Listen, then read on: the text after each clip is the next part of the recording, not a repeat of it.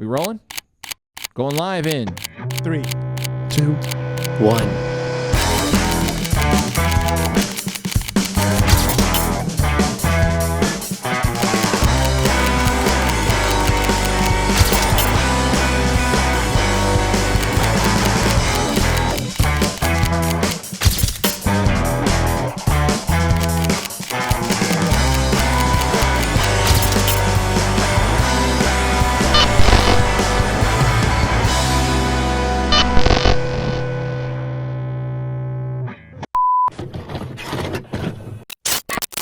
Recording from Undercity Comics, Keeping Up with the Nerds presents issue 272. My name is Rachel. Nick. Rene. And this is Bryan. Welcome to the show, everybody. Woo! Woo! That was a very quiet, That was very moderate. I like it. Very timid. This is now an ace. What is it called? ASMR. ASMR. Welcome. If I had nails. I just got mine done today. Oh, did you? Oh. I don't know if it actually picks it up. Oh, It does. Oh, Yeah, it does. Oh. Now you're like, oh. So can we do? Welcome, nerds. Welcome to Keeping Up with the It's Nerds. a new community that we haven't touched. Brian. Check out our website. KeepingUpWithTheNerds.com. Do a whole podcast in ASMR. Check our YouTube That'd be channel. nice. That could pop off. Right? That could pop up. Right? Yeah, the Can you ASMR imagine podcast. that's what takes the channel? That's the viral? Yeah. That's The viral? ASMR? The ASMR ASMR podcast. Jesus. Yeah, I That's- hope to be invited back. Check out our YouTube channel, youtube.com/Keeping Up with the Nerds, and check out our audio platforms, everything other than SiriusXM. What is it? What did he say? What? You jumbled. You No, he said, I did jumble. You jumbled. Check out our socials, Instagram, Facebook, and thenextmen.com. Check out our YouTube channel and check out our audio platforms, Spotify, Apple Podcasts, and Podbean. No all got in my head. Yeah, that 3 hours of sleep is really hitting That's me. hitting me real hard. And check out our Patreon, patreon.com/Keeping Up with the Nerds. Check out our channel sponsor, www.gg. Use code KEEPUPNERD for 10% off. Ladies and gentlemen, our second guest of the month of guests. Please welcome Rachel to the show. Thank you so much for being here. We were talking before the show started. You are our first animator on the show. Wow, yeah, I'm honored. Yeah. Thank you so much for having me. No, thank you for being Yes. here. It's great to have you. We've been friends since what, 2016, 2015? Yeah. When How did that happen? How did you meet Bryan? How did that happen? Yeah. I feel like it was a world of color shift, most Probably. likely. Can we can talk about, do you feel comfortable talking about our Disney days? Oh, yeah. Oh, you used to I work at talk Disney. about it Oh, all wait, the time. hold on. You used to work at Disneyland. That was my very first job. Yes. I wanna Why hear did you just some say horror used to stories. work at Disney? I feel like you were so cryptic. Why are you so Because it was, mysterious? I know, because it was Here's like, why. oh, do you want to talk about it? Because I don't know if you want to talk about it. like, It's "We like, gotta keep it for the podcast." Yeah. So I can freely talk about it, but Yeah. there are people that like go, I don't want to talk about my Disney days. And they get very Really? like, oh yeah. There are a couple I've that, only met people that won't stop talking about it. Of going like, oh, do you know I work at Disneyland? And I'm like, oh yeah, you've mentioned it 95 times. You're like, please be quiet. Can you give me a free ticket? Yeah. oh my God. You know what? I did do it one time where I was actually with an entire like group of cast members. Okay. And it was like a personal tour because they were going through all the hidden stuff. Like they were going like, this is what the clock means. This is what this is. This is what that is. And like, mind you, I'm a nerd for anything. Like I'll sit there and go like, that's really great. That's awesome. Yeah. And everything else, like, I'm so fascinated with it. The other people I was with were just like, dude, stop humoring them. Like, I why? want to go on Thunder Mountain. Can you stop laughing at Let's hurry up. You get in line of Thunder Mountains. we Like, have- did you know that Disneyland has 7 mountains? Can you name them all? We- No, just let me get in the line, damn it, please. They're like, oh, dude, we spent 30 minutes on a clock. Come on. Oh, no. You know the clock in the castle? Right when you walk underneath. Oh, yeah. And there's a little tiny clock in the castle that's frozen. Yeah. And like they went into a whole like 20 to 30 minute like story about it for like the whole meaning of like waltz and everything else. I won't bore you with the details. But anyway, they went on with the whole 20 minute with like a whole 20 30 minutes and like my buddy was like, dude, Well, it's because they let's go. teach us that. Yeah. They teach us that during, Let's what is go. it called again? When they bring us in, it's called, it's not like a training, but it was like an initiation or whatever. Listen, man, I only remember the Gaslighting. keys. I know. I forgot. all my It's friends 5. wanted to do was Yes. ride Mr. Toad. Hurry, But now they reduced it to 3, I think. Or they might I don't have want to added know a the 6. history of Mr. Toad.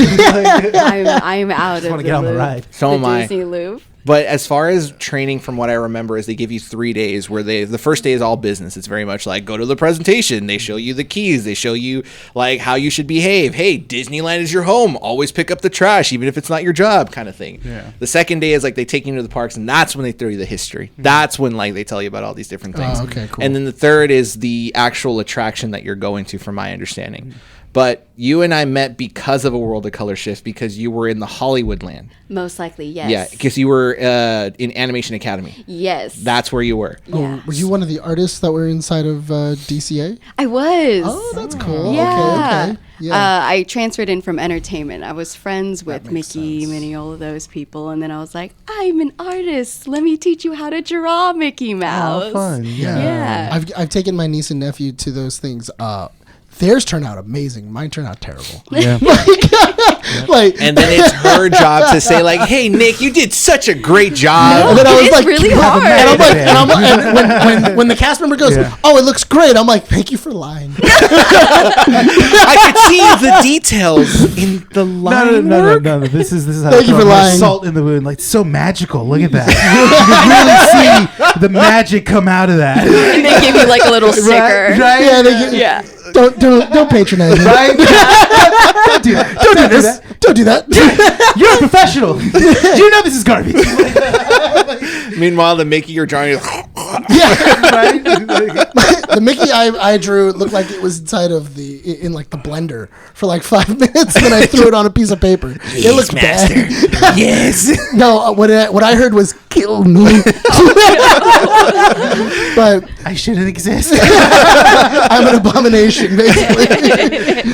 But we met at World of Color because so World of Color was like a general shift for a lot of people. Yeah. If we were understaffed, they would pull from other departments. So technically speaking, because you didn't know any other attraction besides Animation Academy, right? I also knew Frozen, that sing along. Oh, in the Hyperion Theater. I Yeah. knew Hype. Theater. Yeah. That was Yeah. that was like right before like they shut it down because it was giving people lung problems, right? Yeah. What? But I did not want to work that shift. I was like, just let me draw, please. Hey, you didn't know that? No. Well, that's the thing is whatever happened in the other lands, we never knew anything about it.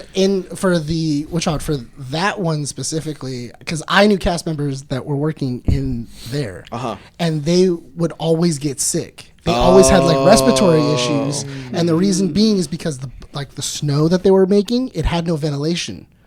Like it wasn't being exhumed all like the chemicals. So basically, you're sitting in there for an 8-hour shift with all these chemicals in the room, and you're not smelling it, you're not seeing it, and everything like that. And then you would you'd breathe it in all day, and then all of a sudden you'd be like, oh, I have like, bronchitis, and I have bronchitis. Oh, I have this, and then some people were getting asthma, and they were having. I like, have breathing- asthma, so maybe that's what it was. Sue him. I'm Hey, just kidding. No, but No, it's okay. no. I like it. That big Great deal. memories. Fine, Well, please. because at the time, the person that I knew, they kept getting respiratory issues, and they were like, I don't know why I keep getting sick. Yeah. And then eventually they were like, we're going to shut down the area because I guess a lot of people in that attraction were getting sick. Oh, wow. And so they were like, there's only one common theme here. They're always in the And it's snow. they're always in this like In snow Arendelle. area. Well, because remember, it wasn't necessarily snow. It was like bubbles. It was like a foam snow. Foam, yeah. I don't. I've I don't erased it from my memory. Yeah. You know, I remember this, but yes. I thought about it right now. So, because I was thinking about like, oh, how did you not know about this? I feel like working at Disneyland, whatever department or whatever area you were in, it was kind of like a House of Hogwarts. Oh, yeah. Where it's like if you worked in Paradise, or not Paradise Pier, but at the time it was no, it was Paradise Pier. Yeah, yeah. At the time it was Paradise Pier. We didn't know anything about Hollywood, and then the land in between was like our intermingling spot because Hollywood cast members can learn Grizzly River Run sometimes, and then there was a point where they cut that off. But like we kind of like saw each other from afar, and then that was it. See, I we didn't know- know each other's There was business. definitely like a hierarchy too. They're like, "Oh, you're from Grizzly." Oh, yeah. Like, Oh, so- they're so cool. Yeah, we were You the know? cool kids. Yeah. I knew people from the Ouija's. when it used to be a bumper car. Oh. When Luigi's used to Oh, be Luigi. No, the cool ones I were love that. Radiator Springs Racers. They were the that was the shift that all of them wanted. To all get your transferred e-ticket into. attractions. I don't know If you why. knew an e-ticket attraction, you were the dude. You were the person to go to. Yeah. So if you knew like Incredicoaster or not Incredicoaster, it was the whatever the roller coaster was called when it was Paradise Pier. It was like Mickey. It was like a Paradise Pier coaster or something like that. 'Cause Whatever it it went was. around the sun at the time. It Yeah. wasn't That's so creative. I feel like when you guys talked about the hierarchy thing, how'd you guys treat the It's a Small World people? Oh, that was Disney. We didn't know them at all. Oh, We didn't want to associate with them. Yeah. There was like definitely rivalry. Yeah, there was. because they would walk past and just go. Yes. Oh yeah. Oh, 100%. No, when we were asked to go assist Disneyland for like their parades because they were understaffed, Yeah. we were like, dude, let them die. Who cares? Oh, we were, oh my God. yeah, It was I so was. horrible. I actually went. I had a shift at Disneyland, and I got sick the next day because they had me out in the rain for like 4 hours. Oh, man. So then and they still did the fireworks show. So by the time I was done, you know the red vest? Yeah. My skin was dyed red because awesome. yeah, because it was like pretty cool. that. It was that bad. Dang. But the whole thing about Disneyland is that Please tell me that it actually had like this. it did. Yes, it did. It did. shape. It legitimately had like the red like tint of everything because of how much rain was pouring down. It's so awesome. But funny fact, California Adventure when it was first constructed actually had parade routes in mind. So when we were setting up for parades or shows, we were always told that if you had a pole here and another pole here, there always had to be a rope and then a gap in another rope. So that way people or guests didn't like bump into the poles and, get mad and everything like that. Disneyland was like a free for all. Yeah. You can throw the poles on the planners. You can leave ropes unattended. Let's all remember. It felt like the Hunger Games. It did, really. yeah, it did. I was so scared of Disneyland. Let's all remember Disneyland. Like people were sinking into the asphalt on the first day. Like it was that bad. Yeah. So I mean, I get it. Yeah. But I mean, we had fun times. Oh, yeah. Yeah. I look very fondly back on my Disneyland days. Yeah. Yeah. How did we meet though? If it was at a World of Color shift, did you approach me or did I approach you? I don't remember. I wasn't a lead when we first met. I think it was just a cast member. I don't remember. I knew Thomas. So Thomas, yeah. the tank I don't engine. know what he's doing. The tank engine? That's the only thing we know. Yeah, we bonded over Thomas the Tank Engine. Like you guys were like, oh, choo choo, like If Thomas was here, he'd be like, dude, I love that. Yeah. But I think it was through Thomas that we met because you knew him before I did. I think so, yeah, because he also worked the Animation Academy. Yeah, hall. he did. Yeah. He did. That was 100% it. But yeah, no, I have good memories of Disneyland. it's really weird now that I think about it, like on how different Disneyland is in like the last like 15 years. Yeah, no more fast passes. Well, no more fast passes, but also I remember like one of my first times going to California Adventure. It was they had a Tron area. Oh my gosh, the dance party. They used to have the dance Electronica. party, the Electronica. I remember that. I remember the Grizzly. I remember Bug's Life. I remember like Rip, and rip. yeah, Yeah. like all of those are just completely. Bug's Life I thought was really really cool. You I can don't- actually love still Bugs ride Life Land. Flick's the roundy thing, the glider. It just got redesigned to be the Inside Out ride. Oh, It's the same thing. It just got a it's new just skin. it's over on the other. It's over on the other side of the pier. It's just plastic surgery. I thought it was super funny though because I recognized so much of the decor because all they did was they took the Bugs Life area and then they moved it to Orlando. Oh, because they still have it. No, it's for Toy Story. Oh, interesting. It's in the Toy Story area. There's because everything's all small. Yeah. So basically, what they did is they just got the same things, and they were like, "All right, well, they're small too." And then they put all these other things, or they remask things, That's Okay. smart. and that's how they repurposed a lot of it, and that's how they made the Toy Story area. And if it doesn't do well, then they sell it at Company D. You know what? Honestly, I do want to. I hope one day we get a Slinky's coaster. That was awesome. Here? Yeah. No, bring the Tron coaster. No, Tron coaster sucks. Moving on. Tell us about your experience at Animation Academy. How was your time at Animation Academy? It was great. There was just like a handful of us artists, like all from like different walks of life and like different parts of like our artistic career. And I think at that point, like I was still a student. Like I knew I wanted to be in animation, but it was like great to like learn from these artists who've been like working at Disneyland for like a really long time, you know. And also it was like just a great opportunity for me to like work on my portfolio like during the off hours and still get like those artists like critiques and stuff on my work, because looking back, like my work was real bad during that time. No, like at For least real? like yeah for like my standards, like of course like I'm very glad like I've like grown from that point. But yeah, I loved my time there. There was like a tradition where like when the artists left, like we all drew like our favorite characters on the wall backstage, and I think they're all still there. When you say like the difference in it, like what exactly was different? Are we talking like Doodle Bob, or are we talking like Actually, like there was like anime characters, people's Bob's favorite a Disney masterpiece. characters. Yeah. Doodle Bob, King of Horror. Yes.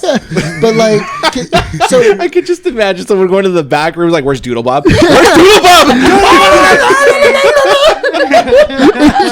he's just running around with a pixel. Yeah.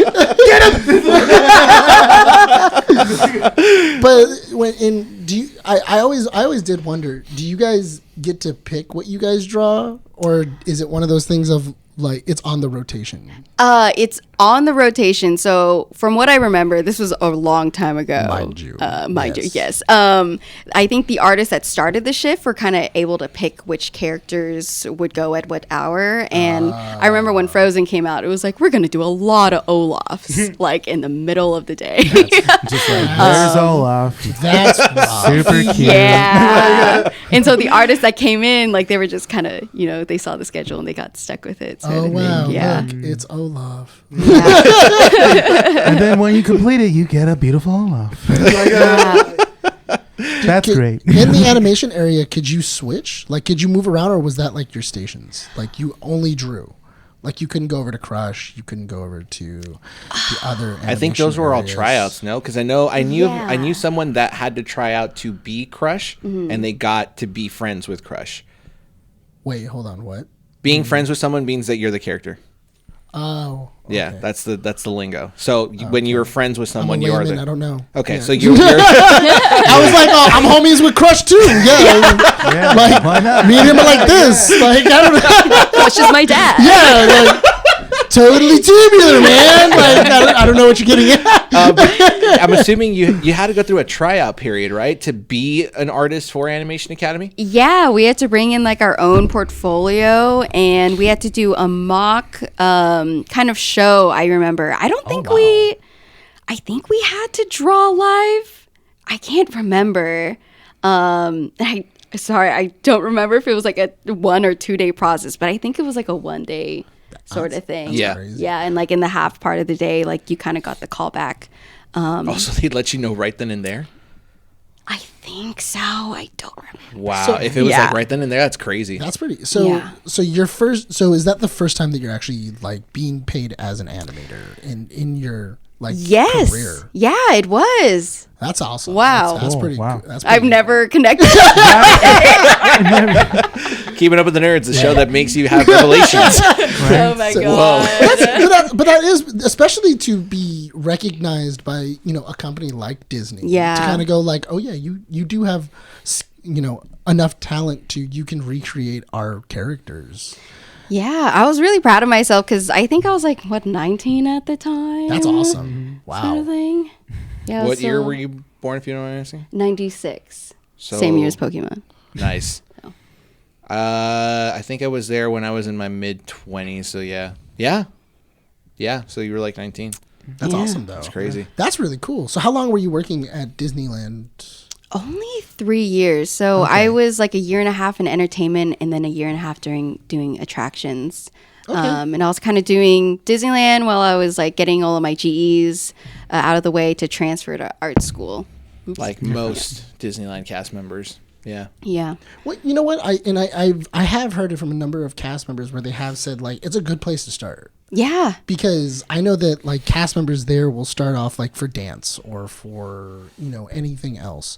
They'll start off there, and then I've heard a couple of them have done the gambit where they'll go, okay, so I have a shift today at Disneyland. Tomorrow I have a shift at Knott's Berry Farm. Then I have a shift over at the Pirates dinner, and then they'll finish off the week over at Medieval Times. Wow. And I was like, wow, that's a lot. Are you talking about Yeah. performers? Like performers, Yeah. like they'll kind of like run the gambit on all the like performing things that you can do in Anaheim, because there's a lot. And then also if you have an early shift here, you can then finish your night at like Medieval Times or Pirates or doing these others. But I feel like a lot of cast members that do different things like that, they kind of go through their own processes. So like I'll tell you, as an attractions cast member, most only had like 2 different jobs that were not correlated with each other. You were going to school when you were an animator for there, and you stayed at Disney for how many years? Because I was almost 3. So 3 years. So did you leave after I left, or did you leave before I did? How would she know when you left? Because we wouldn't have talked afterwards. We didn't like. I feel like maybe I left before. I have a feeling you did. Yeah. Because you stopped doing World of Color shifts, and then that like our hangouts were a lot tougher to coordinate because of it. Yeah. She was like, I'm going to stop going to World of Color because I have to see Bryan.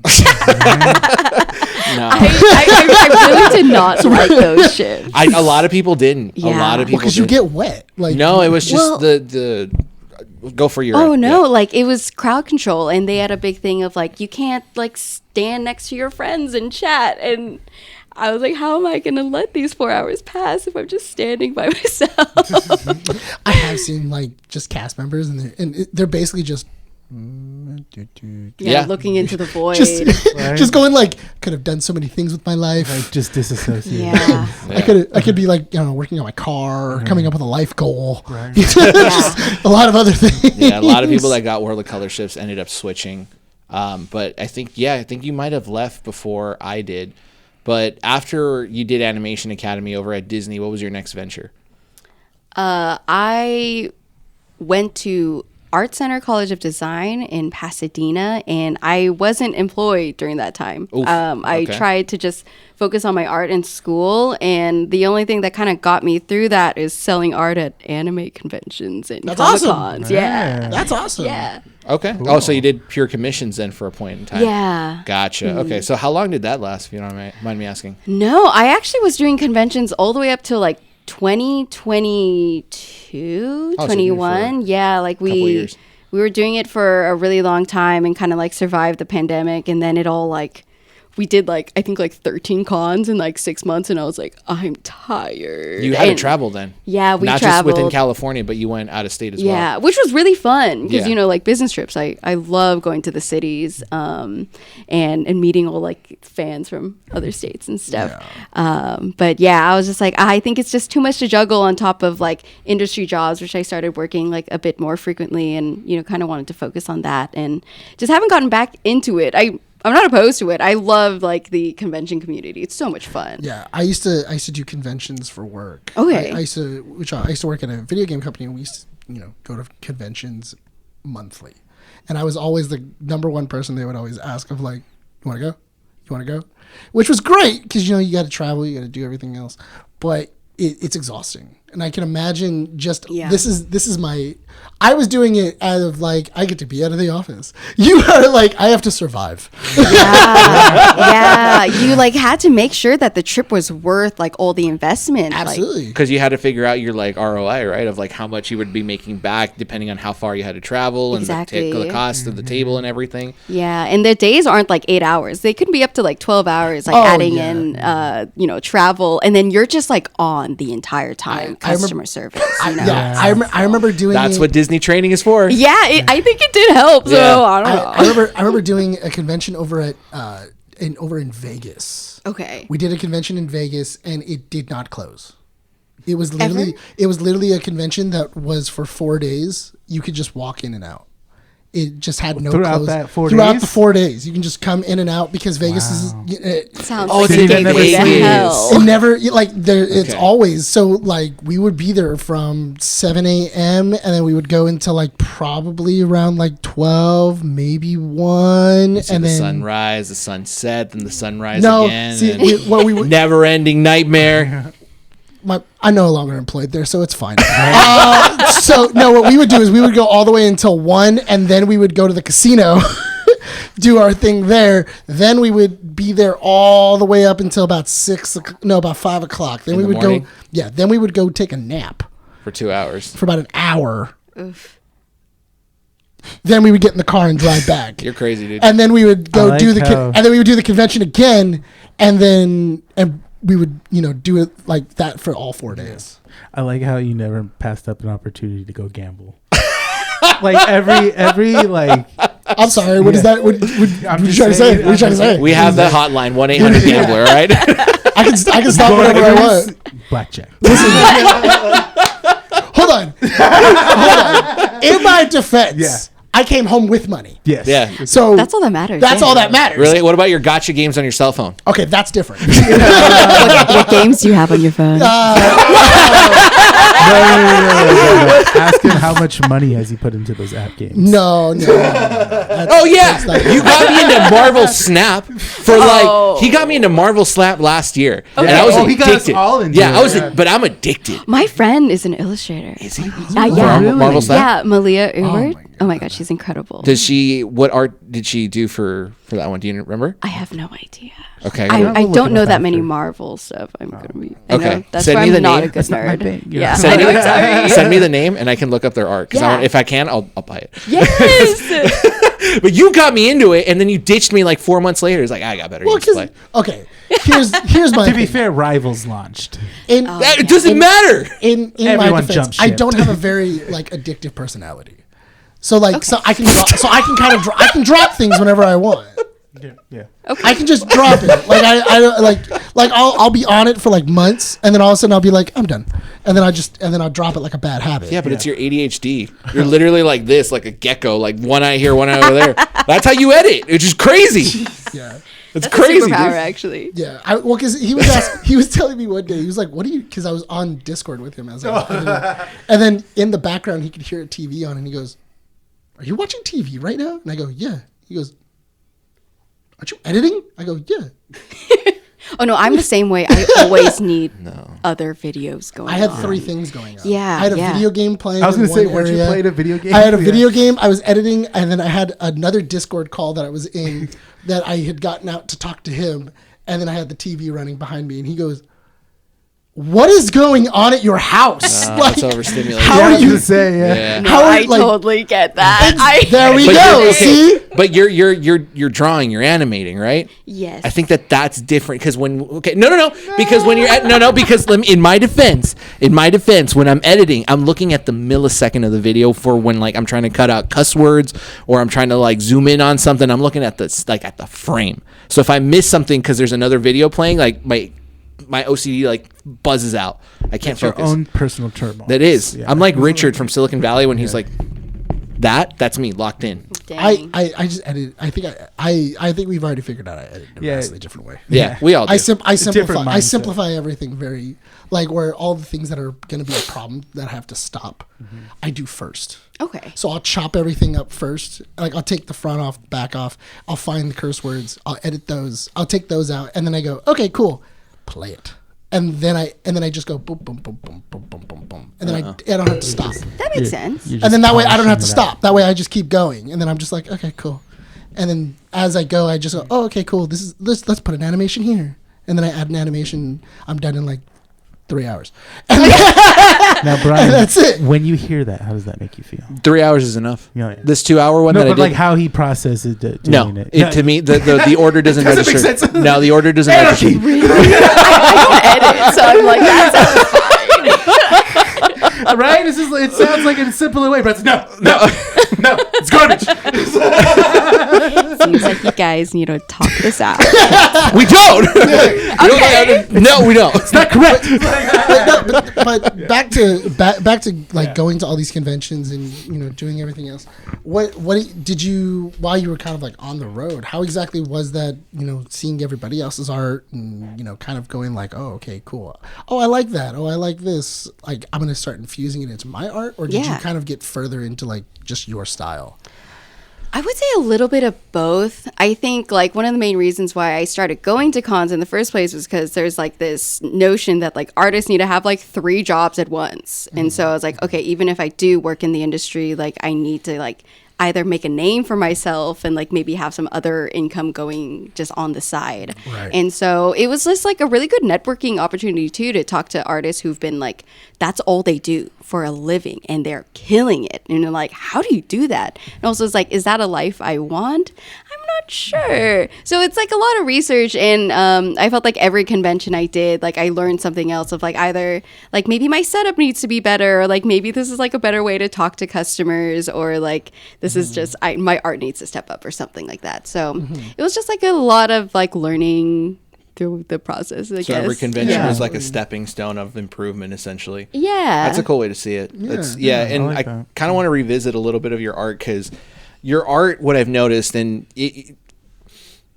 I feel like the big one that a lot of people will know of is your art that you've done for Lorcana, and we'll get to that part of your story in a bit. But I've loved seeing how you infuse this kind of like watercolor style in terms of like what you do there, and that's not just seen in Lorcana. You do that in your personal art too. Sure. So did that happen because that was kind of like, this is kind of my signature when it came to art, or were you inspired by something else to kind of go in that direction? I honestly, it's so funny. I've been thinking about this, and like I feel like only lately in the last couple of years, like my style has like become more very much me.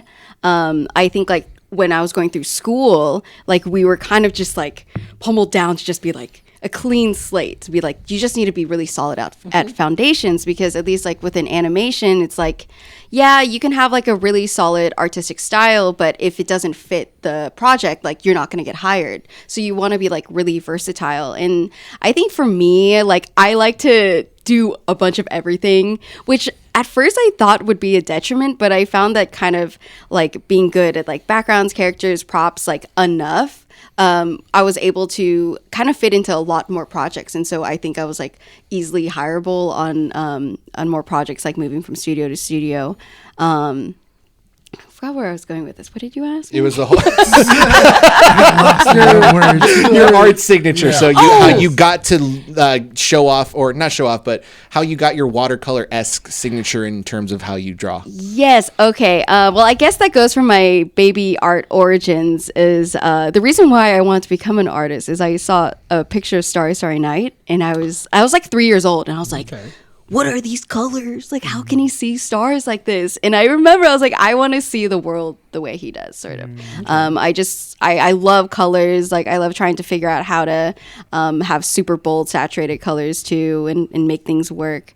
And I think only recently, when I've had more time to work on my personal art, and I've been doing like more gallery work too, that I've tried to hone down on like just things that I like more, like I guess more like tendencies. I'll find like while I'm making roughs, and like maybe more like inspirations I'm pulling from, I'm like, okay, this is kind of like a through line with like my most recent, I guess like maybe 2 years of work. And I forgot, you did do galleries as well. I remember you advertised one not that long ago, probably a little under a year, right? Yeah, where you showcase some of your art. A K-pop Demon Hunters one that's going on right now. Yeah. Didn't it win? One of those pieces won something, if I recall, right? Or was it close to it? I don't know. I don't think like any. I remember that you were in the running for something. I don't remember, but You've maybe. done a lot of work. Yeah, maybe. I remember because you were like trying to put a story up there. I was like, hey, come check it out and come vote for this and that. I'm like, that's pretty cool. Yeah, I remember. So you have done galleries as well, which is pretty neat. Yeah. So from conventions, you did that all the way up until 2021, you said. And then from there, you started picking up industry jobs. Yeah, so I graduated in 2020 and then luckily got a job like pretty quick after graduation. Okay. Yeah. And what was that first industry job? I was working at DreamWorks on Trolltopia. It was their 2D series based off a Trolls series. The Trolls franchise. Yeah. You were an intern, or you were hired in as like an actual I was hired in as a BG painter. But before that, I was an intern there. So that definitely helped me land that job. Yeah. I was shooting my shots. Hey, and you got it. But going back, BT? BG background. Yeah, sorry. Okay. No, you're all good. It's stuff that, people would be like, well, what is that? Yeah. I got what you said. I know. I know the lingo. Yeah. I heard what you said. I hear you. I was paying attention. Right.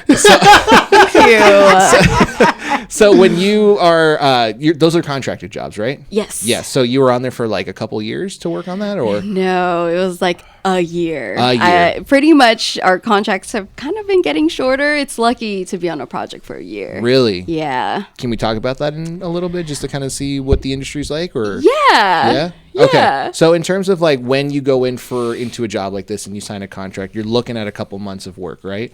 Yeah, at least, hopefully. Hopefully, right? Yeah. And those are like pieces that you're essentially going to be working on. So in this case, you primarily just worked on background for the Trolls project that you were working on, Yes, right? yeah. Could they pull you in to do other things as well, or was that the thing that you were primarily like working on? They could.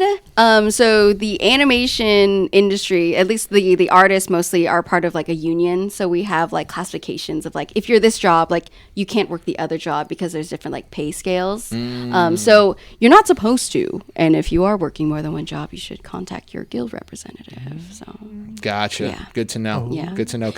No, and this is good stuff to Yeah. know because the industry can be tricky like that. It's like, Yeah. hey, you're good at this, but we kind of need you to work on this other stuff, and might be more work. Well, I mean, might that's be better pay. that's the tricky thing with art, you know, and that goes not only just for animation, but it also goes in the video game industry. It goes for, you know, movies. It goes for everything. you Yeah. know? it's hard to say no to these Yeah. projects, especially when it's like so competitive. Yeah. Yeah. And because graphic work is, you know, it's everywhere now. Just now it's if it's an animation, cool, you're doing, you know, whatever it is, whether background, main characters, you know, everything else. What was it? Video games, you the entire thing. Yeah. you gotta do art for the entire thing, and then and then the actual video game artists are gonna be giving motion to those characters and everything else, and then, you know, movies actually have VFX and everything. But, you know, they always I know that they make their contracts shorter and shorter and shorter, where it's kind of like you're here for this one thing, and then also a lot of the times your guys' contracts, I don't know about yours, but I know a lot of their contracts are always, you're here for this, and you're not necessarily an employee of our company. Oh yeah, that's how it is. Yeah. You're not an employee of DreamWorks, but you are a contracted artist working on a DreamWorks project. What's funny Yeah, is- for the most part. Sometimes, like, you know, there are the few that just like are like salaried and like, Right. but they're like, you know, the top dogs. It seems. It's usually like the top 10, where Yeah. it's like the visual director, the actual director, you know, all of the directors, you know, all of them, and maybe a couple of people under them, but everybody else for the most part is you're here for this job, and then if it gets cut, or if, you know, it's not doing as well as we were hoping, then, you know, it was nice knowing you. and, Yeah. maybe we'll call you back on the next one. But it's so funny how you Totally. say like contracted workers compared to someone that's actually salaried there as a worker of like DreamWorks. Because contract, not to say that the companies mistreat, not saying that DreamWorks does, but like, you know, the behavior as to how they may approach a contracted worker is different than someone who's actually employed by the company, I'm assuming, right? Or is the treatment, would you say, kind of the same? I think the treatment is pretty much the same That's good. because like that's just kind of like everyone recognizes like this is kind of how the like industry works. Because there's other like pros to like being contract too. So it's like if you're part of kind of a not so good project, you can like leave with, you know, 2 weeks notice and like hop onto another project. It's That's just awesome. kind of how things are now. There's just not that many projects. So it's Right. I'll just work on this, I guess. There's you know? not that many projects, as in like there's just not a lot of animation spots. And Yeah, just nothing's getting greenlit. Yeah. Oh, okay. Yeah. Yeah. I can see that. One of the projects that we were excited to kind of like, I mean, it's a shame that it got canned, is the Batman Beyond animation project that they were working on with the same, Over at Sony. yeah, that did Into the Spider-Verse. Spider-Verse. And Yeah. instead Beautiful. of that, Yeah. they Yeah. turned that one down and did Minecraft. Yeah, they did the That was the Minecraft movie. project that they were working on. When Warner that was Brothers- presented, The that mu- was, so the budget was either going to go to the Batman Beyond movie or Minecraft the movie. And then they were like, nobody knows who Batman Beyond is. Everybody knows who Minecraft is. Do you know who Batman Beyond is? No. My point exactly. it was that okay, pause. My Oh my God. To be fair, Exactly. I don't know superheroes. I am a big anime nerd. This and is a why I didn't get gamer. greenlit. It was just so good. The Do you look know on your Minecraft? face.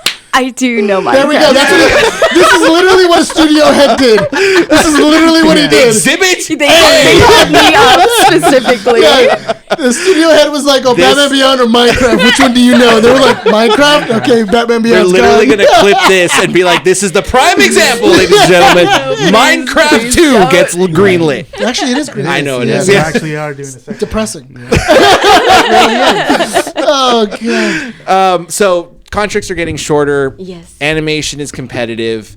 You worked on Trolls. What other projects have you done? Because if it's competitive, you've said you've worked on multiple things for DreamWorks, right? Yeah. So what other projects? Well, I guess mostly I've bounced from DreamWorks and Nickelodeon. So I think after Trolls, I went on to the new Rugrats show, and I also helped with the Loud House. Which one was the new Rugrats show? It's the 3D. It's 3D. Yeah. Oh, Yeah. that's right. No, not you. But Yeah. Like, ew. It's was it a reboot? It was a reboot, right? It was a Yeah. reboot. I can only imagine Tommy Pickles in 3D. I don't want that. It didn't look bad. Really? Yeah, it wasn't like, because I feel like you're thinking it was like claymation kind of style, but it was I'm thinking like it looks like Hack Dot Sign. Like No, it looks, no, no, or no, no, like no. Code Lyoko. Or No, like- no, or- no. or When you like- get into like the data center and like Oh the my actual gosh. internet, and then it's like this is how it looks. I was like, if it looks like that and it's just No. dill pickles. the 3D animation on it was pretty good. I think I don't know if it's still around. It got canceled for a different reason. I think it just didn't sell well. It didn't sell well. Yeah. Nickelodeon doesn't really. It's interesting because Nickelodeon, even though it has like so much animation, it doesn't necessarily have its own streaming like place. It Yeah. relies on other streaming Paramount. platforms Paramount, to Yeah, like they go. just got bought. Yeah, so they don't really have like a place to like go like, oh, this is because Disney, Disney Plus. If Yeah. I can just click Disney Plus animation and then it's a whole list. I miss Nick at Night though. Like, oh my god. Nick at Night. It's the only way I used to watch I Love Lucy. What are you talking about? Or That's also how you knew George you were Lopez up show. way too late. Yeah. Oh, no, you were up way too late when Yeah. George Lopez hit. Yeah.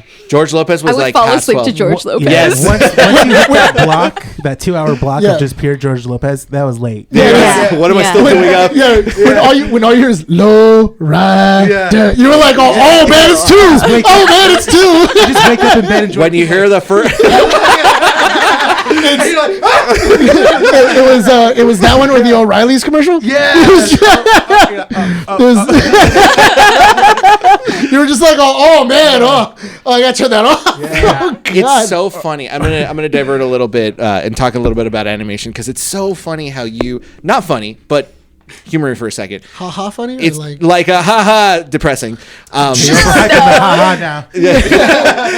Animation is so celebrated in communities and it's so looked up to. Like Yeah. one of my favorite shows right now is on it's on HBO. It's called Smiling Friends. I don't know Okay. yeah. Yeah. I love it because it was started by two YouTubers that, have worked with animation. Very, very like rugged, very like, rough animation. And now they're on their third season of the show where they're bringing in other YouTubers that have done different forms of animation. And one of the things that it highlights is rotoscoping. And they did Yeah. it in this last episode too, but it was like so well done. And it's bringing all this stuff up of like, wow, animation can be cool. Yet contracts are shorter. Yeah. It's super competitive, super Yeah. hard to get into. Everything's getting outsourced. yeah, and it's like, why? Did you ever watch the Did you ever watch the Rugrats when you were a kid? Oh yeah. How was that kind of like getting into like the like going into like a show that you were like, oh, I grew up with? It was wild. Like Into, like- I worked on some Cynthia stuff, and I was like, huh? I'm drawing the dough. It really felt like fan art. sometimes. Wait, so what were you doing with the Rugrats? I was doing some like prop set, mostly paint Okay. stuff too. Uh-huh. Yeah, it's linked on my portfolio if you want to give it a look. There we go. Oh, And everything will be in the nice. description too. Yeah. Yeah. Your But that's- Instagram, your but work. but that's really interesting, especially to get brought into like an IP like the Rugrats. Oh, yeah. Which I used to. I was a huge fan of the Rugrats as a kid. Same. I remember having an entire party just so we can go see Rugrats going to Paris. Reptar Land. Dude, Reptar Land! Heck yeah, dude. I wanted my own Dude, I wanted the Reptar car so badly. Oh yeah. remember the first Rugrats movie. Yeah. That movie was awesome, dude. Oh, yeah. Yeah. So The first Rugrats movie? yeah. That's sad, dude. That's when Tommy tells Dill he doesn't want his brother anymore. I cried. Dude, hold on. But also, once again, That's part of life, being sad. I know, Brian. but I don't like it. That's real, Brian. You know what? This is off topic, 100%. You know, we actually did have this conversation with him recently because he Oh. does not like watching serial killer stuff. Oh yeah. Because he doesn't like to imagine that serial killers are real. I like my bubble. Oh, He likes his bubble. I like my bubble. Everything is fake. And like, Oh, no. Isn't that wild? Yeah. It's a wild statement. And I'm the opposite. Like, if I'm gonna see nice things, I have to see the Darkness. The darkness. Of Oh, them, me too. Yeah. I That's the love thing, right? horror and all of that Yeah. stuff. You I have like to kinda horror see- too, but I like it when it's You not wanna in see my both sides of the bubble. coin. What do you mean by in your bubble? I look. Okay, I love the Hannibal TV show. Yeah. Perfect show, right? I love horror. All right. Okay, I love like Scream with like a serial killer going around, stuff like that. That's fine if it's real. If Yeah. we're entered the realm of reality, no. Are that's you where- essentially the village from M. Night Shyamalan's The Village? Probably, yeah. You just choose to kind of cut yourself off. Yeah. What's Yeah. a twist? See, I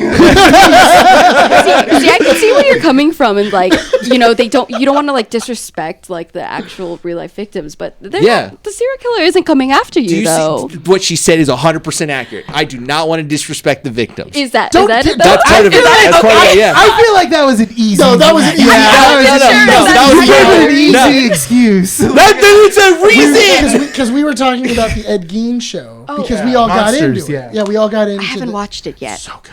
Oh my god, it's so good. Yes, that one, the Dahmer one. I'm looking forward to the. Oh, he's doing another one. That's yeah, right. they're doing another one. Yeah. Yeah. My favorite is still that O.J. Simpson, like. Which one? Oh, the one that was Ross was playing the lawyer. Yes. Yeah. It's so with- good. That's good. That was really good. Yeah. Yes. With Cuba that got Cuba me. Gooding Jr. Yeah, Cuba Gooding Jr. Yeah, Cuba Gooding Yeah, that one was good. That's It was the called. one, It was yeah. called Simpson. Yes. It was just called Simpson. Yes. That one was really good. Oh, they're doing a really. Sorry, God. They're also doing a Michael Jackson biopic. I saw that. It's with Yeah. his nephew. It's his nephew. Yeah. Wait, his nephew's playing Michael Jackson? Yes. That's why they look so similar. Okay, but Sounds just like here's the weird part though. The reason. So this movie was announced years ago. Yes. Yes. Yeah. There's a reason why it took so long for it to come out. Because they shot the third act and then they had to then reshoot the third act. Why? Because the third act is all about the abuse. Like that's the third act. The But stuff he was alleged. the alleged stuff, that was all the third act of the movie. The problem is that in his court, in like all of his court findings, all the people that were his victims, inside of it says that they cannot be portrayed inside of any other form of media. So they can't talk about it. Oh wow. It's so that way they can't go into like documentaries and do everything else. Yeah. That was the entire point of it. The problem is that they didn't tell the director that. So the director actually he filmed a used real full. names. He did a full. We're talking about half an third- hour of that. a And full that's like third months of act. it. That's months Yeah. of So they finished a full third act, and then when it came back to the Jackson family, because Yeah. they have to get approval for everything, Yeah. it went to the Jackson's lawyers, and the lawyers were like, no. If you do this is breaching contract, and then we have to pay him because we breached contract. Oh, Can you why didn't they imagine the look over lawyer- the script before? Like, Can you imagine the lawyers? It's Hollywood. Yeah, I They don't do know. anything. They literally like. I don't know. I would have imagined, hey, maybe we should take a pass at the script. yeah, I'm like, shouldn't there be checks and balances like they should've here? really Some look kind it of over. checks and balances, but he does look like a lot like him because it Yes. is his nephew. Yes. So what's his the third act? Sorry, this is what we talked about before, where we tangent. Oh no, This yeah, is it. Yeah. I don't know. This is real life, Brian. Okay. Sorry, Michael Jackson I'm was sorry alive, we're right? invading your bubble. Okay. Anyway, I don't know what the third act is. They haven't said. Yeah. Because you know what? I saw the trailer because It's because it's split into two. it's split into two movies. It's going to be two movies. Okay. So apparently the third act was going to lead into a third movie, which was going to be his rise and his fall and rise. Because you know how like he had like all of the because the movie was going to end with all the accusations. Then the next movie was going to go into him fighting the court cases and then getting acquitted, and then him coming back for his. But he tour. never finished his tour. He was supposed to go on tour and then ended up dying. Yes, so that was where it was going to go on like his journey there, because it was also because that during that time is also when he goes broke. Yeah. Oh yeah. So it was going to be there's going to be a second part to this movie. Did you hear a rumor of how the allegation started, or what the reasoning for what? him? Apparently, he lived. This is a rumor. He lived next to P. Diddy, and when P. Diddy was having his parties, he would complain. And then when P. Diddy found out, I heard about that. He started spreading the rumors about Michael. About Michael. Yeah.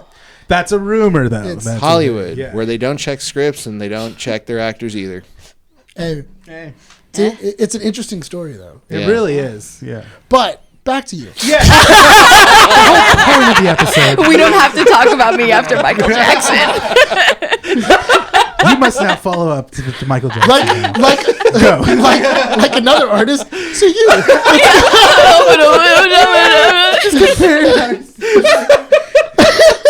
I mean, Ed Gein was an artist, right? No. He just. We can talk about a fake one like Hannibal, all right? The show did some pretty good art. True art. The show for I Hannibal. love Hannibal. The TV show, right, with Matt yeah. Mickelson? Oh yeah. Oh god, that show is like just beautiful. I was Just really. food I porn, was too. really. Like, Oh yeah. I was really looking forward to when they got to the Red Dragon. I know. I was hoping it was gonna be better though. I didn't like the whole Red Dragon season. Yeah. I thought that same. I thought the other two movies. Have I told you that did the Red Dragon? Have I told you my favorite scene in Hannibal? It's where it's the opening of one of the episodes where the camera pans to an empty opera stage, right? And you just see empty chairs and everything like that. And the stage light's right in front of the camera. Then you see a silhouette of what looks like a cello in the front, and a man walks over to this instrument, and then he starts to play the cello. But then as the camera goes into the position where the light doesn't obstruct the object, you start to see that it's the decapitated head I do of remember a that. person. That was good. And it's the vocal cords being strung Oh, up and that's played. right, And I'm like, yeah. oh, and as a kid, as a high schooler, I thought that shot was beautiful. I'm like, that sucks, but that's a good looking Yeah. shot. Cinema. I was like, oh, this sucks so bad, but it's done so well. Or the butterfly one. You were Shia Oh, LaBeouf. the butterfly. Oh, the butterfly is so Were you good. just Shia LaBeoufing? Yeah, just. I'm not sleeping tonight, but this is great. I think what I liked about the Hannibal show is when they introduced from the Hannibal movie Gary Oldman's character, and then they showed like his origin of how he met Hannibal, and then how He got deformed by he pigs got deformed and by everything getting else. eaten by pigs and stuff like that. I really like that character too. Really good character for Hannibal. I got a good transition here. Man, it's been a hell of a week. God, I know I'm so tired.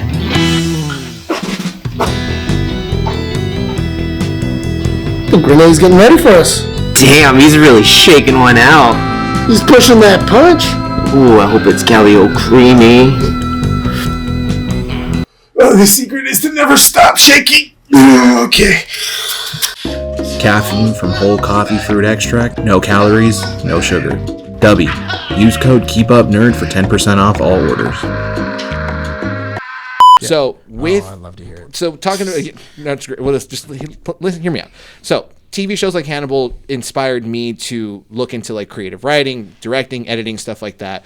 When it came to your inspirations and what got you into animation and drawing, like what was it besides the Starry Night book that you mentioned earlier? Yeah. Was there anything that you saw growing up and said like, you know what, I want to do that. I want to animate for some show, some production studio, whatever it is. Like what got you to do what you're doing now?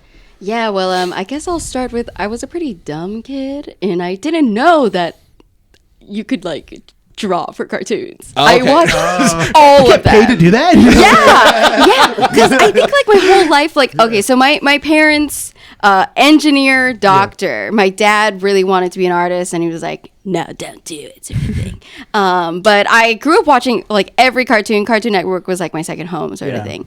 But one of my dad's clients was actually the creator of Foster's Home for Imaginary Friends, which I love. And he great like came and like animation, started chatting with me, and I was like, oh my god, like you can. I was like 9 years old at the time. I was like, I can draw characters to go in Foster's too. What an origin story. That's Yeah. dope. cool. And so And like that's how Blue was made. oh my god, he just like ripped it out of my sketchbook. He took it out of the sketchbook, and he's just These like, are really good. he's like, these are in bed. No. Give Rachel credit.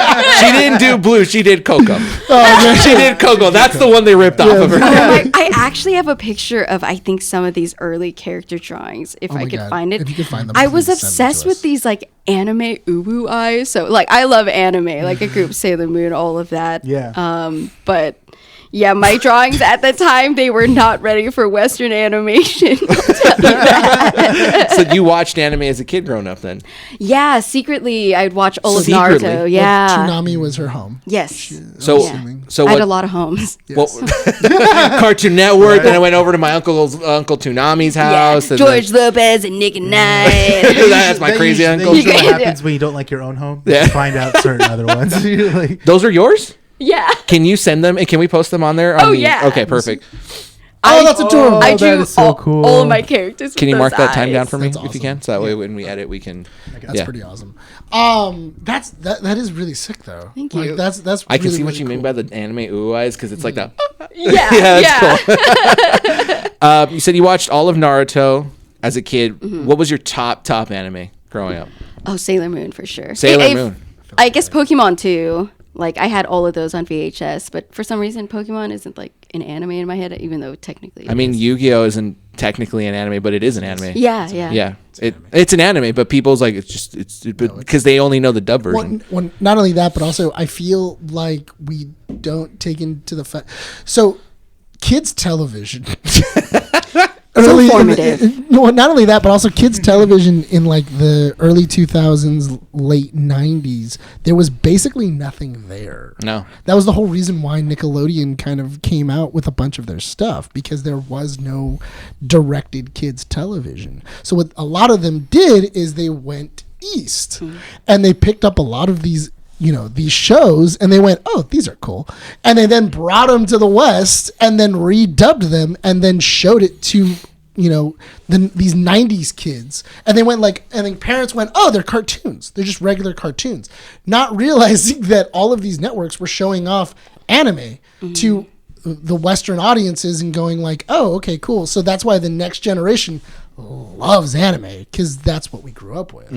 Like, what was it? Yu-Gi-Oh! Yu-Gi-Oh! Is an anime. What was it? Cubics? Cubics was a 3D version of an anime, wasn't it? Yeah. Yeah. Metabots. Metabots. What was it? Even Mega Man, when Mega you Man. started getting Mega Man and all those others. NT Warrior. Like you started getting all these different like animation. Power Rangers. Yeah. Alone is It's incredible. Power Super Rangers Sentai. is the Yeah. sole reason why I want to do camera work, because the explosions in that series are just phenomenal. You can go to that mountain and like get Yes, explosions. I do. Yeah. I'm going to Tokyo next week. So That's I'm awesome. Are you really? Yeah. Dope. Yeah. Well, the other thing you could do too is there's like a little tiny valley in California, and that's where they shot all the fights. Yeah. That's where they shot the Fortnite commercial. Do we do? I know. Yes. Okay. So do we do a trip and just shoot a fight scene there? Oh, we could. Yeah, you know that, right? So a lot of the stuff that they took from Super Sentai, they Yeah. then had to change it and bring it back to the States. Yeah. So they had to fill it in. So they had to find places in California that looked like Japan. It's so funny. That's so funny. I actually started watching Power Rangers with my partner like a couple months ago, and I was like, how did I not know this was Japan as a kid? That You is couldn't tell. clearly Yeah. Tokyo. I even think there's some scenes where it has kanji in the back. Yes, Like yeah. it hardcore has kanji in the back, and you're going like, wait, what the hell? Like, wait. The first couple of episodes in the first arc are rough because it was all pulled from Japanese Well, Super Sentai. That's also the reason why Trini doesn't have a skirt. Yeah. Yeah. Yeah. Trini, because the Yellow Ranger is a male in Super Yeah. Sentai. Sentai man, yeah. And what was it? And then when they got to the States, they turned her into a woman. Yeah. And then they were like, okay, cool, it's a girl now. And then they were like, oh, but she doesn't have a skirt. So only the Pink Ranger has a skirt. Yeah, but she's cool. Trini was dope. Trini was my favorite Ranger. Absolutely, 100% agree with you. Everyone says Kimberly. Nah, dude. Trini had. Oh, no, she had my same. heart. No, it's Trini. Why do you think that on the newest rendition of the Power Rangers, they were like, oh, who do we bring back? Oh, Trini. Yeah. Come on. Yeah. She had the coolest Zord too. Saber-tooth tiger. Yeah. I love that. It's great. Okay. I don't want to divert the conversation and stuff like that. We tangent way too hard. But so you were you were inspired by art from early animation that you saw anime. You met someone that worked on Foster's, and that got you into that interest of like, oh, I could totally work in animation and earn money that way, right? And it's also it's a very viable job. Like you can, be pretty comfortable if it's like consistent in animation. Yeah. What does it take? And maybe you might not know the answer to this, but what does it take to go to a studio now and be like, hey, I got this really great idea for a show, to try to get it picked up by someone like Cartoon Network or Nickelodeon? Because one of the things that we hear a lot of, and you see it on the internet all over the place, is they'll have side-by-sides of what Cartoon Network was like in the early 90s, or excuse me, late 90s, early 2000s, and then the animation that exists now for that, and it's like a quarter of what it was before. Sure, right? Yeah. So we know that studios aren't picking up original IPs. Most of these shows, most of these networks are just streaming. Repeats. Also remember, Cartoon Network especially didn't have anything to put on. So what they were doing is they were going to whatever didn't get picked up by MTV. And picking that up. And picking them up. And then that's how you got it. That's how you get like Cow and Chicken. That's how you get Johnny Bravo, Powerpuff Girls, Dexter's Laboratory. All of these shows were all pitched for MTV. And then because MTV also had an animation studio. MTV said no, and they passed on it. And then that's when it then went either to Cartoon Network or it went to Nickelodeon. Because that's how Rocko's Modern Life went from MTV to Nickelodeon. That's also how you get SpongeBob, because SpongeBob was originally supposed to be for MTV. That's why its first season is a little raunchy. It's a little risque. If you ever go back and rewatch the first season, there's a lot of adult jokes. Yeah, where you're like, why is this here? But what does it take to be able to pitch something to a studio? Yeah, I honestly haven't pitched myself. It just seems like, I think with everything, a lot of just luck and timing. But I think like in the olden days, kind of the same, like you can pitch around to all the studios, and I think like most of the execs kind of know at least kind of what's on the horizon for most things.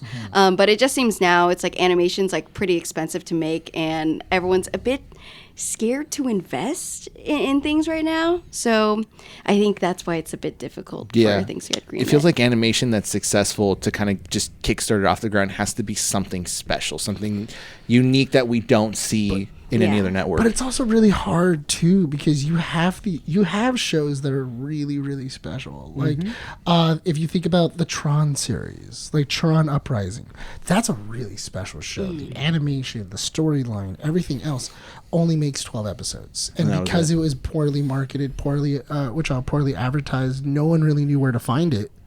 They went, okay, obviously it's not making money, so we're not gonna continue. Like dead in the water, basically. Yeah, it's dead in the water. Look at what was it? Going to a little more modern. Avatar: The Legend of Korra. They switched it so many times. It was on a network. It was off a network. It was only on Nickelodeon website. That was 5 seasons, right? 3. It was only 3. The Book of Air, the Book of Spirits.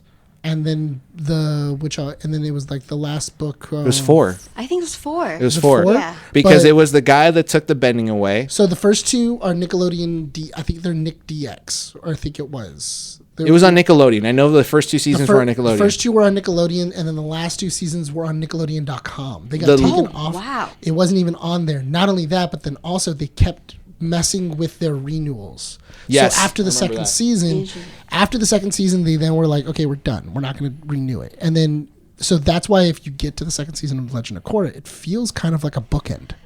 And you're like, this kind of feels like... It does end. Because the show ends. Wait, have you never seen Legend of Korra? Oh, no, I have. Okay, but I didn't watch it live. I watched it like... Yeah, so when you get there, the season 2 ends like like the series ends. Then they get renewed, but they say, okay, we're not going to put you on Nickelodeon because you're not doing well. But there is an audience for it. But if the audience wants to go for it, then the audience will follow you to Nickelodeon.com. And then they were also Huh? That was season 4. I remember because season Was 1, it season 1 through 3 that was season on 1 and Nickelodeon? 2 were continuous on Nickelodeon. Uh-huh. Season 3 is when they started to abruptly change its scheduling on Yes. Nickelodeon, and then season 4, which was where the spirit so maybe world I had interacts with the Yeah. real world. Yeah. That one was like, okay, guys, it's not doing so well. We're going to put you on Nickelodeon.com, and then they aired the finale on air because of how controversial that was, because 'cause- people wanted the ending. Yeah, it was, but that's what I mean though, is that they played screwy with the schedule and it got marketed terribly. Like people didn't even know it was out. Like people were like, there was no, oh, hey, Legend of Korra is out, blah blah blah blah. It was like, oh, if you knew that Legend of Korra was out, but because it didn't do so well, that's when they were like, okay, it's gonna get canceled. And then there was a big uprising. Oh, okay, cool, it's not canceled. We're gonna bring it back. Well, to be fair, they killed all the avatars in season 2, and they said, okay, we're going to end it there, guys. And it's like, what? You made Korra to be a jerk. Yeah. And then they brought the White Lotus, and that was a dope season. Because we got explodey head woman get like crushed in there and like. It was a dark season. That was a dark season. That was a dope season. I always loved the. I love seeing. You remember when Nickelodeon used to do the ads within a show? It was like the next on. Oh yeah, it would be like a little graphic. Oh, the graphic. On the Yeah, screen. it'd be a little graphic for like Danny Phantom, Yes. SpongeBob. I love Drake it and because Josh would be somebody. like- Yeah, like, there'd always be some kind of it. Like they'd be pushing or they'd be doing something else. So Drake and Josh. Yeah, Like, I always loved it because at the end of season 1 of Legend of Korra, somebody captured it where it's like perfect because it's one of the funniest frames. It's when Unalaq blows himself up. Oh no. And it's literally SpongeBob popping up in the corner, and he's like, he's pointing and laughing, and it says, "Next up, SpongeBob," right underneath it, and it's like perfect, like literally. The boat explodes. SpongeBob comes up on frame like they knew it was gonna happen, and you just see SpongeBob pointing and laughing. Oh, wow. So a lot of memes have gone, "Not now, SpongeBob."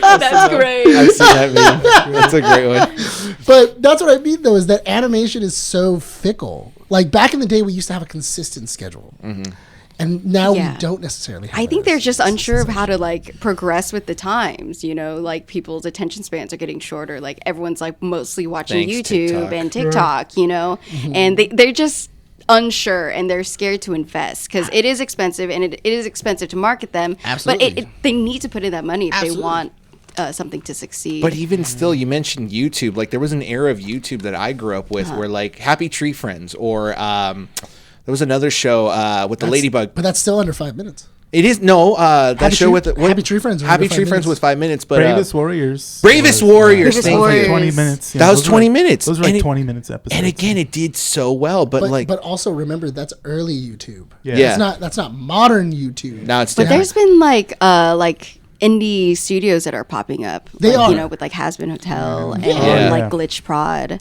And there's a lot of really great animation, but you have to. It feels like you have to go looking for it. Like if Sure, you- yeah. it's Adult not- Swim's doing really well. Yeah. Adult Swim's But, like picking but I that feel stuff like up. Adult Swim. I feel like Cartoon Network, like as a network, has always been really great at like at seeing a project and going, this is good. This is something. Mm-hmm. Because look at if you were an animation studio and you saw Cow and Chicken. Like an episode of Cow and Chicken, and like, or even like the premise of Cow and Chicken. Hey, it's a cow and a chicken who are siblings, and their principal is the devil. Like what? That is true. What is this show? Yeah. What is Or this Odd show? Monsters. Or Real I used to love. I love that show. Yeah. It was Wild wacky. Monsters. Yeah. I mean, it's what Harry Potter, but with monsters. Yeah. Yeah. Or Courage. Or Courage the Cowardly Dog. love Courage. That's just a drug. You know, it's just drugs. Like that's just it's just. But that's the thing though, is that there was actual like, oh, I can see these, you know, taking on the form of their own. Whereas now a lot of the cartoons are just kind of. I do feel like a lot of like modern cartoons, they talk down to you.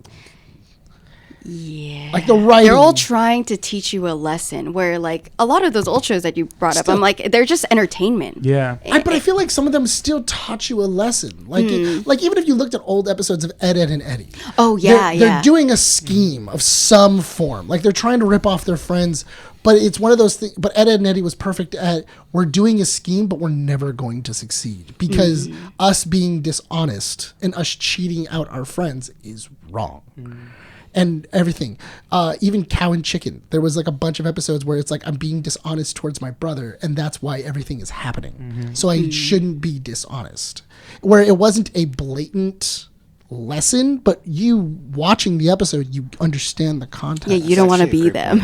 That's actually a great point. You just don't. You don't want to. Recess You don't did want to. that. Yeah, Recess used to do that all the time. And I feel like You always learn something. I feel like 90s and early 2000s cartoons, the writing was just stronger. Like they cared a little bit more about the writing. Now it's one of those things of like, kids are going to watch it. Are they really going to care? Like, are they paying attention? It's more the line of like, what IP is it, and then who's the star power behind it? Like, how am I going to market it now? Yeah. It just seems Like, like I wonder they if there's know. just too many eyes on things. Like, are they going through too many approval processes? Yeah, You that know, could be I it have too. no idea. Well, a lot of it I feel has to be with like, can we make money off of this project? And it's a shame too, because Well, that's what sometimes some of the happened with K-pop Demon Hunter with Sony. Yeah. That's That's what why happened. it was in development hell. Yeah, that's what that Sony was gonna put that movie out. They were gonna they had it ready. They were done with it. They just never did. Do you know what made them get into it? what Psy. Psy, Psy. the Korean pop artist. Gundam style. That's when they started developing K-pop Demon Hunter. No way. Because they were like, Korean music is going to be the next big thing. So we should really start developing some kind of a property in the Korean media. And then they kept falling into these like, it's too expensive. Oh, there's not an audience for it. Oh, I don't think it's going to go anywhere. And the movie just got into development hell for years, where it was done, it was on a shelf, and nobody was doing anything with it. Which is a shame too, because like going back to the whole idea of like cartoons wanting to teach you a lesson or animation, whatever it is, right? K-pop Demon Hunter, I felt like, did you end up watching that movie? Yeah. It was such a great movie, but the advertisement for it was garbage. Like, I didn't think that it was advertised well enough to an audience that would truly enjoy it, because it is a kids movie. But then I watched it and I'm like, dude, this is like, I could appreciate It's a deep movie. I can appreciate the message. I can appreciate the animation. I loved the eyes, how they worked with the eyes on the girls, right? Like my favorite one is where Zoe has butter. When she's looking at the K-pop guys or the demons, and then it turns into corn, and the corn starts popping. Like, that was brilliant. It's great animation. No, yeah, it's near perfect. Yeah, and the soundtrack alone is, it's the thing that haunts me every day. Yeah, it's a good soundtrack though. It's so good. Yeah, it is so good. I see, because I work with kids. Okay. So I You're hearing it. I hear it every day. I mean, would you much rather want that, or are you going to wait 2 weeks until Wicked comes out? They're never going to watch Wicked. Are you sure about that? No, those little kids, they'll be watching K-pop Demon Hunter. I heard a little girl singing Golden while taking a poop. That's so cute. Like, she's like 4 or 5 years old. She's a little tiny kid like that. She went into the restroom and went, "I'll be right out." And I went, "All right, cool." And I'm standing there waiting, and all I hear is Golden. And I'm like, "Are you good in there?" And she's like, I'm fine. I'm like, "Yeah, I'm fine." And then I'm like, "All right, sounds good." Girl, finish the song. That's how she knew she was done. Hey, that's good. Wow. Like, that's like, she finished the I was like, man, I would need at least lyrics. Like, she's belting this in the bathroom. So we got 15 minutes left with you. So I kind of want to go through a couple more things and see if we can talk about some of the work that you've done for Nickelodeon. So you've told us already there's things that you can't talk about it because it's stuff that hasn't been announced yet. But is there anything that you have worked on in Nickelodeon that has already been announced, or is it stuff that you haven't?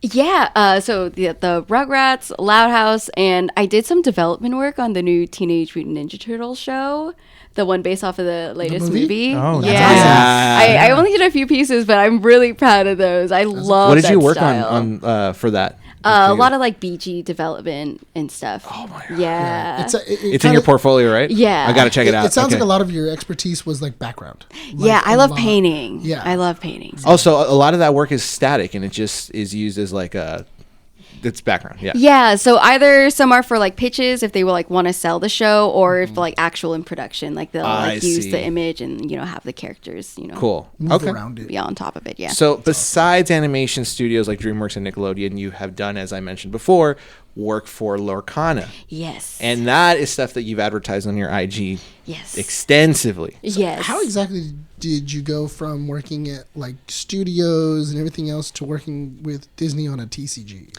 They just emailed me one Really? Wow. Yeah, That was I it? very much lucked out. Yeah. That's pretty cool. They had your contact on file and said, Rachel, you've worked with us. You're coming back. Yeah, I was gonna say they looked at your stuff and was like, I think "All right." so. Yeah, that's why it's like post on social media, go to conventions, try to get as much like They were visibility like, listen, as you can. this is the end of your PTO. You're back on the, you're back in. Animation Studio has been waiting for you, and we're making Lorcana. No, but they're really pushing it now. I mean, the last time I went to Disneyland, they were actually giving away Lorcana, and they were going like, here, use it, do things with it. Like, Yeah, which is really cool because I'm a fan of like other TCGs. So to see like all these promo events, I'm like, that's awesome. Yeah. They should do more. They honestly. and they had a pack. I think they were giving out like 5 packs. They were giving it was a trading area right in front of off the page. But because they were also doing it too. If you went into the animation studio, if you went to each one, there were 5 different packs that were in each one, and then they gave out a specific promo card when you had all 5. Yeah. And there was only like 200 for the day. Yeah. And everything else, I think it was like a princess. I think it was like a. It was Belle. Was it, was Belle? Belle. That's my It was friend the Belle. Malia. Is it really? Yeah, she painted worked. that card. She painted that. Yeah. That is a really It's nice card. beautiful. It's a beautiful card. But yeah, so that's that. But that's what I mean though, is that they're doing these promos, and it makes people go into the park, and it makes you want to do something other than just rides and walking around. I'm gonna go get drunk and ride Monsters Inc. 20 times. Yeah. So you've done a Wreck-It Ralph piece. The pieces you've done are full arts. So yeah, they're called Enchanted. I've done 5 of those, and I don't know how many of the comments I've done, but there's a handful. But That's because I go back into thinking of like Pokemon where they're like secret illustrations is what they're called. Yeah, but those are the full card looking ones. You did a Wreck-It Ralph one. If I'm not wrong, you did a Coco one. I did a Coco Common. There's like a Radigan, a Great Mouse Detective one. Donald Duck, I love him. Oh, I love Donald. Is it the one where he's in a wizard cap? Yes, Heck that's yeah. my favorite one. So as soon as I saw you do that one, I'm just like, I gotta find it. But apparently, it's pricey. It is, unfortunately. Dang it! When people have to freaking sell it on the secondhand market like that. Yeah. And so I have that one, and then a Hiro Hamada and Iago. There's like a Finders Keepers. You know card. what? How does that make you feel? Like to know that a card that you came up with is a variant art that is well sought after. Like I mean, like people are So like, weird. I'm fighting. Like people are fighting for it, or like they're. Please tell me they gave you a copy. No, Really? she has the original at home, guys. Like she can print it. No, I can't do that. No, but like to have the final product. that's So what I'm we need to saying. do is find a printing machine. All No, right. no. She knows the paper they're using. We can do this. All right. So anyway, we have the technology. no, but that is really cool though, because like your card is actively being used and actively being sought after. Yeah. That's dope. That is how exactly as an artist, how does that feel? It's so weird. I feel like I see my art way differently than I see like my friend's art or like art that I look up to, just because like I've been through the whole process of it. Like it's Right. I can like see maybe things I should have fixed or like things I'm proud of, but it's just like, oh, that's my art. Cool. I don't know. It's a really weird feeling. Like I'm proud of it. Yeah. But yeah, it's a different feeling of looking at other art for some reason. What's the because you're making something for a collection. Yeah. How exactly does that work? Because you're filling into an art style or anything else. Like, do they give you samples and they're kind of like, oh, this is where we're going, and this is like the avenues you can kind of stay into, and this is where you can kind of deviate. Yeah. Or There's how like exactly a does that work? style guide, and then for the Enchanteds for every set, they like change up the style too. Okay. So for me, that's really fun because Right. I like to try new things, and I like to see different styles and stuff too. So for me, it's like a really fun challenge, I guess. That's pretty sick. Yeah. Though. Do they give you like a time frame of like, hey, we need it done in like 3 months for the set or whatever? Or Yeah, No, it's Bryan, more like they're just like send turn it in 3 whenever. days. Whenever you get 5 to days. it. Yeah, they're like, oh, listen, we know you're busy. When you feel like it, we'll hold the cards. You want to know why I asked? Because like think about like TCGs, like how often they rotate sets. Yeah. Right. So like I can only imagine if they're thinking about giving a piece to someone, is like, hey, we need it done in 6 months. That means they've already planned like 2 sets before that one, right? Well, yeah, And I would releasing. imagine. I would imagine you plan out your year. You're not going to just plan it out 2 months in advance. But that means that you have secret information that shouldn't be out there, right? Like when it comes to that, like do they tell you what it's going to be for or no? No comment. Just kidding. No. Cannot say. No, yeah, they tell you like the character and like set, but like I don't know anything about like release dates. Like the or card or anything. anything like that. Like what it's going to do or what set it's for or anything like It that. always depends. Sometimes they do, sometimes they don't. Okay. Yeah. Because I could only imagine that if you're doing an enchanted version of that card, right? If it's a full art, you maybe want to include like are you allowed to do Easter eggs of like, oh, maybe I can include this little thing on there? And like, I'll tell you right now, Yeah. one of the biggest things that I've seen on the internet right now is they're like, because Kingdom Hearts is like a franchise that's still dead and we don't know when it's going to come out, a lot of the fans are looking at pieces of art and going like, oh, there's a recognized little part, like there's a little Palpoo fruit right there, there's a little Keyblade. Yeah. So are Get you over allowed it, to? Bryan, it's dead. I know it's dead. It's I probably want never it back. I Dude, get it. We all do, but it's never 2028, it's going to be announced in 27 and then it won't release until 2032. Dude, you will, MJ will be off to college. MJ will be married with kids. Yeah, by the time I'll be this a coconut tree. comes. I'll be buried with a coconut tree. Yeah, That'll be it. It's like me and Mass Effect. It's never happening. No, well, we'll talk about that later. I got to talk to you about that later.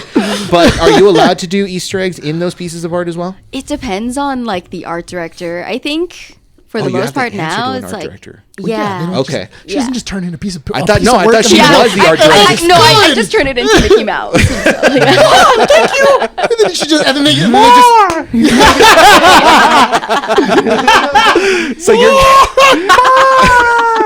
So you're contacted by an art director and says that this is what we want you to do. Go ahead and try to give us your interpretation of that. Okay, but you're allowed to deviate a little bit, right? And She's my artist. I mean, like I don't think it's deviation. It's more like putting like your own maybe like artistic sense to it. Yeah. But like definitely want to stay like on assignment as much as possible. that's cool. Yeah. How was the experience being able to draw for Lorcana? Like when you got that assignment, it was like, dope, this is awesome. I get to draw for TCG. Yeah. Okay, cool. Yeah. She was like, "Awesome, my rent is paid. But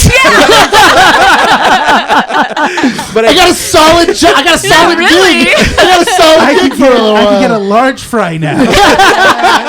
McDonald's is expensive though. Yeah. It's sad. For, $16 for one person. yeah, Yeah. it's really $20 for one meal, man. Yeah. yeah, it's really sad when you're like, "Oh, do I get the large?" Right? I don't think I need it. Like, You know what? Next week. next week. Just saying, in line, I I'll treat really miss the myself later. supersize me. That's it. But before we close out the show, you did mention that you have some personal stuff that you also want to mention, some stuff that you want to talk about that's away from the industry and away from other contracted work. Do you want to talk about that real quick? Yeah, totally. So I've been trying to work on a personal project when I have time. It's called Earth to the Left. It's about this ghost girl who like interviews ghosts. But I'm actually like interviewing like real peers and getting their ghost stories and like trying to illustrate that too. That's so cool. But Wow. that's in the works. That's pretty cool. That's what I'm going to Tokyo for. I'm gonna paint a piece inspired by her. So That's Yeah. dope. So that's the only project you're working on right now? Or yeah, for myself. That's dope. Cool. Yeah. Is there anything that we can like kind of look out for of like, oh, I'm working on this or this show is Definitely coming just out? check my socials Okay. at Rachel.Elese. I'll be posting updates there. You're very active on there. Oh, thank you. I've been trying to be more. So. No.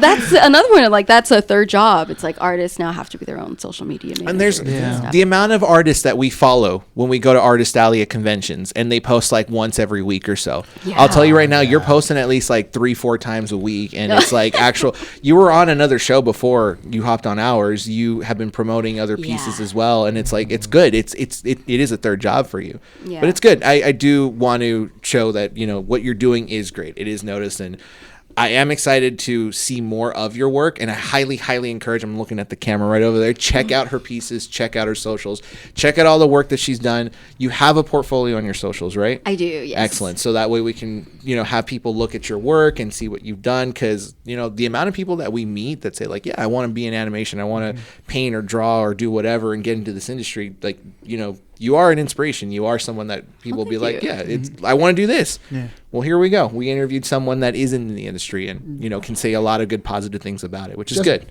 Just be clear. You do contract work, just as of right now, you're not. I'm currently freelancing on a couple things. Yeah. Okay. Yeah.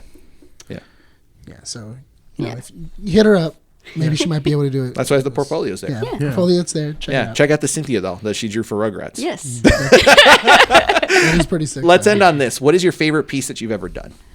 Ever in my whole life? Ever in your whole life. Cynthia. Is it the panda that you first drew with the googly anime eyes? I do love that painting. Honestly, so last year I did a residency in Tokyo, and that was like it was a pivotal moment of like, oh, I can like do this art for myself. And honestly, like that whole show in itself, I think is one of the favorite things I've done. Yeah. That's cool. Yeah, because it's not for anyone else, but just for me. Yeah. It's like your own. Cool. Like, this is mine. Like, you don't have to share with anyone. This is all mine. Yeah. That's cool. That's cool. Well, Rachel, thank you so much for joining us. Like I said, we really appreciate you coming out here. We really appreciate the time that you've given us. Hopefully you had fun. Yeah. We'd love to have you back. And anytime you want to come back on the show, talk more. We can talk about anime. We can talk about. I love One Piece, and we didn't talk about that at all. We actually have another host that's usually here. He's on vacation. Who approved his PTO? Yeah. Who approved his PTO? No. He just didn't get paid. No, but what was it? He actually is caught up. Oh, me too. Yeah. Yeah. I'm caught up? I'm still in the 800s. What a loser, dude. So much. And Work harder. Ooh. There's so many other anime to watch, though. No. Okay, here. I know this is a little bit of a tangent at the end, but anyway, it's one of those things of I got to 750, and then I started getting like that. I know exactly where you are. I took like a 3-year break. Yeah, where you hit that wall, because I went from episode 1 to 750, and then I hit a wall, and then I went, I need to do something else. I get it. Have you heard of One Piece? I have. Okay. I honestly, I was looking at it, and I was kind of like, I could just skip. I think do that until Wano. Yeah, honestly, because it's a lot. And Big Moms is taking forever to get. Oh my god, it is too. The end is. Did you watch every episode? Oh yeah, multiple times. Yeah. What? So you've done wait, what? How many times have you gone through One Piece? Technically like 1.5. So I watched all of it, and then I got my roommate into it, and I started at like episode like 400 with them. Girl, down and back? That's what you did? Yeah, and then I got She literally climbed the mountain and said like, hey, let me meet you down there.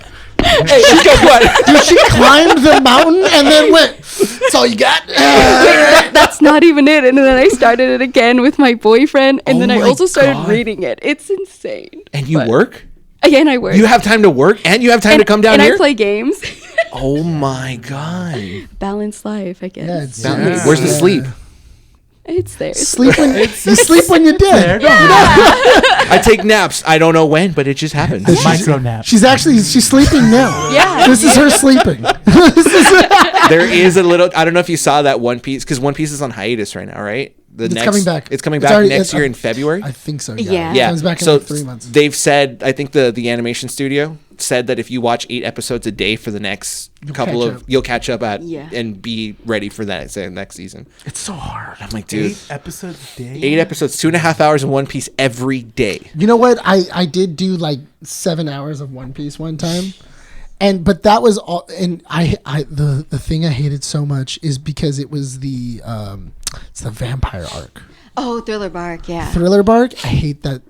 I hated it so much. What? I just rewatched it. I think I wanted to throw myself out a window. You know what? You know what it was? It was the main villain. Okay. I hated his laugh. Hold up. I think on a second rewatch, it's way better.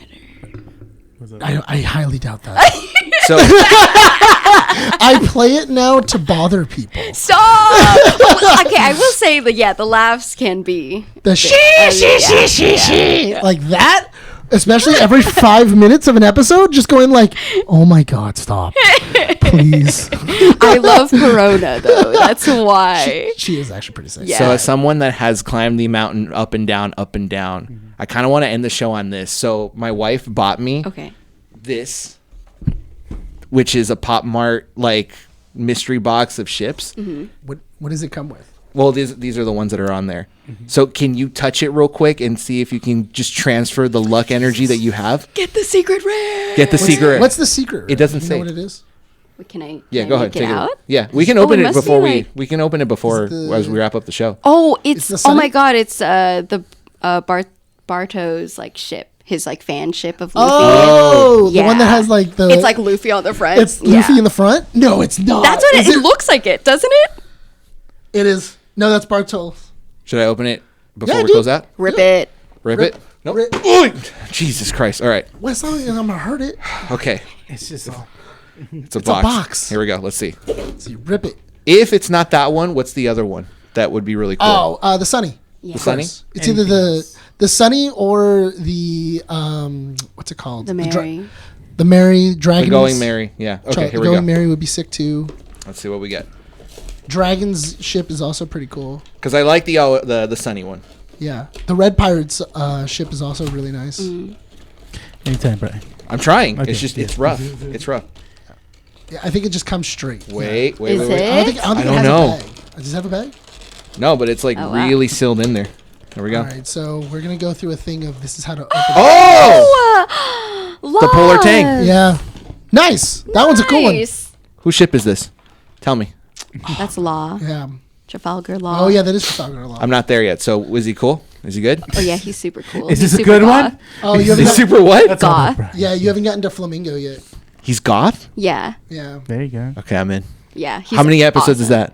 You have to get to 400. That's where I'm at. I will So see you there in Savari. 2 weeks. Savari, it's 5. I think it's like 560 is when you start really getting into Law's backstory. And Oh stuff. yeah, yeah. It's like But you 5. meet him. You meet him. there. Yeah. Okay. Oh, that's right. Because you meet him on the Fire and Ice Island, Savari. Yeah. You're right.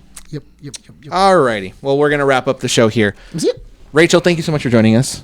Please. so much for having me. No, thank you. Thank you. Thank you. Okay? You're welcome. Yeah. Okay. Love it. Welcome. Please go check out Rachel's socials in the description wherever you guys are listening to. If it's on an audio platform, it's on YouTube down there. If it's on Spotify, somewhere in the description. But please check it out. You are freelancing, so if you guys are animators hiring for animators or artists or anything, please go check out her portfolio. Please go hit her up on Instagram. Just check everything out. Her work is amazing. Thank you so much, Rachel. Check out her Instagram. Check out her socials, Instagram, Facebook, and X.com. Check out our YouTube channel, youtube.com/Keep It Up With The Nerds. Audio platform, Spotify, Apple Podcasts, and Podbean. Also YouTube Music. Patreon, patreon.com/Keep It Up With The Nerds. And our channel sponsor, www.gg. Use code KEEPUPNERD for 10% off. With that said, Rachel, do you want to close this out? You got it. This has been Keeping Up With The Nerds. My name is Rachel, signing off from Undercity Comics. We'll see you all next time. Bye. Da, da, da.